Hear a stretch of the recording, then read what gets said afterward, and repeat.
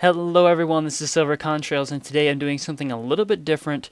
I'm going to do a Yu-Gi-Oh! Pro replay discussion commentary thing. I'm not really sure. This is the first time I've used it. I actually played Yu-Gi-Oh! Pro, or DevPro, for the first time yesterday against one of my friends. This is a dueling simulator for Yu-Gi-Oh! If you don't know, very similar to Dueling Network if you're familiar with that. But this one forces you to go by the game's rules. It forces you to activate cards, very similar to how the video games work actually.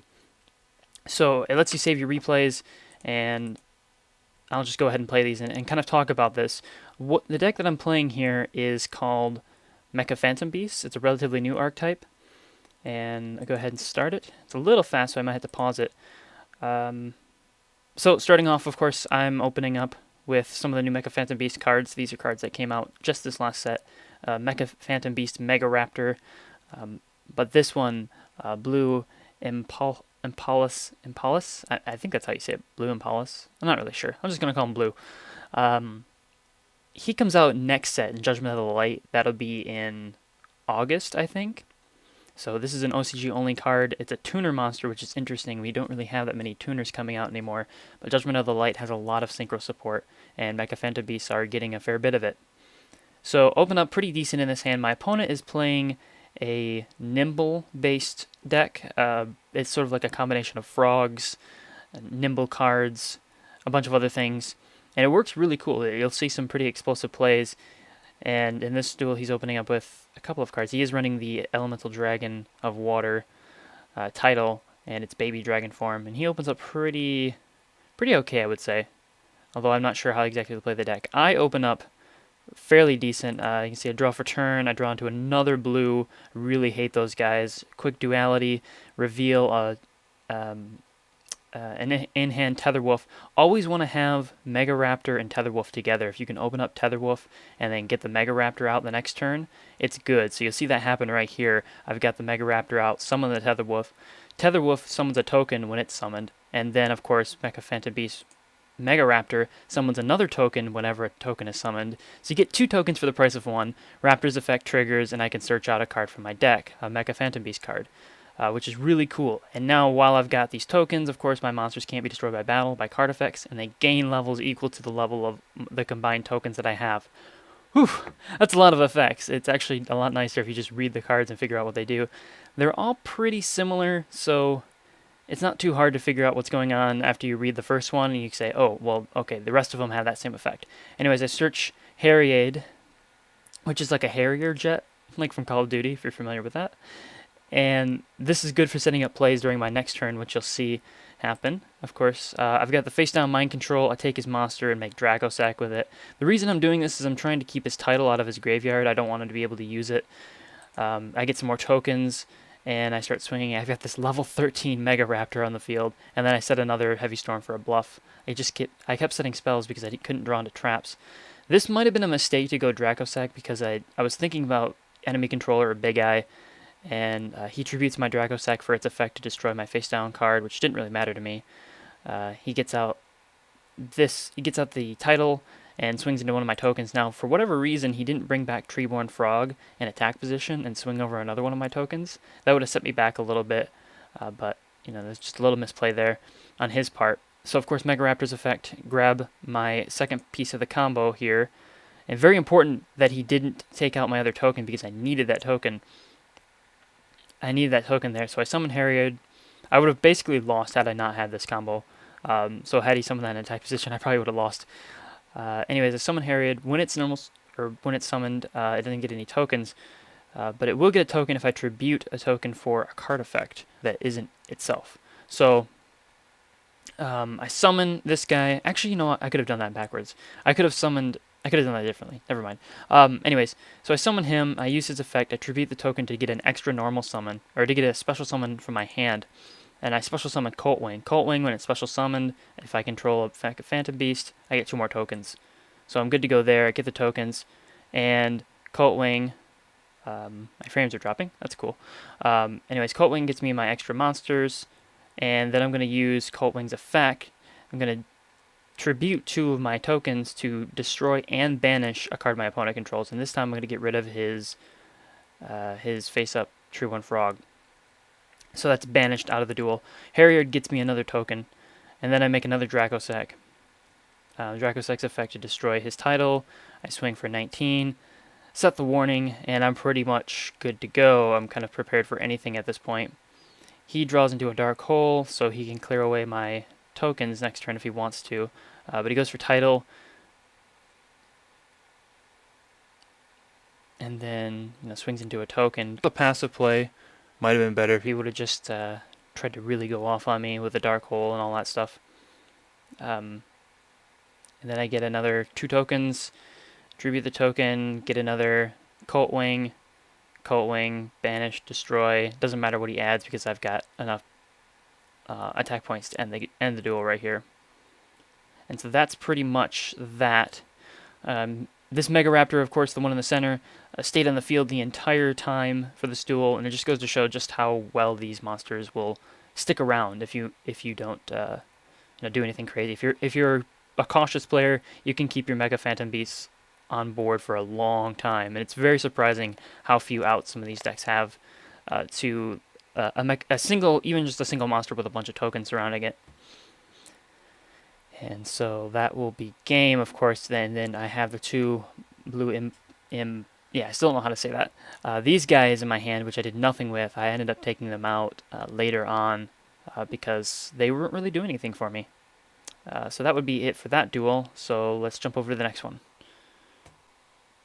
Alright, here's game 2 of our match we played. I open up with Cult Wing, a bunch of spells and traps, and he opens up with a couple frogs, Veiler, 2 enemy controllers, and a Light and Darkness Dragon. Now my hand is absolutely atrocious. He's starting off, sets the frog. I had drawn to a Tether Wolf, which still doesn't really help me, unfortunately, so I'm setting the Tarantula. I'm hoping to get him to play into it. And then set the MST, again, just trying to hold on. I was actually trying to bait out a Heavy Storm. He summons the Light and Darkness. I have to get it off the field, so I Typhoon and Torrential at the same time to get it away, but he'll get the Ronian back. So, of course, my hand is just so bad. Drawn to a second Veiler, and there's still nothing I can do, so I'm just setting defense. I set the Mirror Force to hopefully give me some protection. He goes to Caius, I Veiler, so I can save my Mirror Force for later. And then he attacks into me. And that's interesting that he attacks because you'd think something like that would telegraph, a face-down trap of some sort that I want to protect. I get the Harrier, and I know that I've got plays now if I can get my tokens on the field with Tetherwolf. But he goes off, basically. He gets a bunch of cards. This is kind of the point of his deck here. He's got this big combo. And he swings with everything, but I've got the face-down Mirror Force to stop him. I was kind of surprised that he attacked into it. Summon the Tetherwolf, get the token, but he Veilers, so I don't get a token. That really screws me up because now my Harrier and my Cult Wing in hand are really dead. He's got the enemy controllers to make a lot of use of my cards, so he goes for a bunch of stuff here. And if I remember correctly, my face down is Mind Control. Basically, I can't really do anything on this point. I could have Veilered the Swap Frog, I guess. And maybe that, I'm not sure if that would have stopped him. But anyways, I lose here. Just dead hands. Couldn't really do anything with them. Very interesting how these 2 cards interact when you don't have a token. Essentially, they don't. And anyways, here's the 3rd game of our duel, of our match. He opens up with a handful of monsters. I open up with only 1 monster. So I just set the Aerial Charge. And he just swings with a monster, baiting me to attack into it, which I am not going to do. Dualities, try to dig for something. I get nothing worthwhile, so I just get another duality, hoping I can hold on. And then I set a Mirror Force.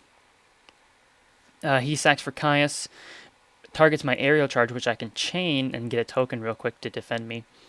He decides to go off to try to go for the OTK. Makes the not the Emerald, but the Phoenix attacks right into my Mirror Force again and loses everything. I got the other Tetherwolf, some of the Tetherwolf tokens, and he's got the Max C, but he doesn't use it here. He gets Dark Hole, obviously Dark Hole in my field, and then Here comes Tidal to come ruin my day. But I'm looking still pretty good here because I've got the Tetherwolf and the Mind Control, so I can make Dracossack with his monster. So I go for that, I get the token, and then I Mind Control, get his monster, get the Dracossack. And then when I use Dracossack's effect, he chains Max C. He really should have used it when I summoned Tetherwolf, but I didn't think he knew what I was up to. And anyways, I set the Solemn Judgment. I'm ready to go. I'm ready to not lose to anything, but he's got the one card that stops me, and that is Heavy Storm. But he doesn't have a follow-up play. I draw into Hamstrat. I actually had game here. I didn't even need to let him do that because all I had to do was Dark Hole the field and then summon the Hamstrat. But I let him get one more draw here, and it doesn't really matter too much. He draws Moray and can't do anything, and that's about it for that. So let's jump over the deck list.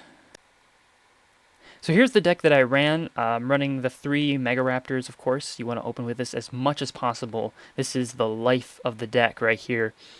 As much as, Heraldic Beast Leo or like Cerberus for Hazy Flames would be.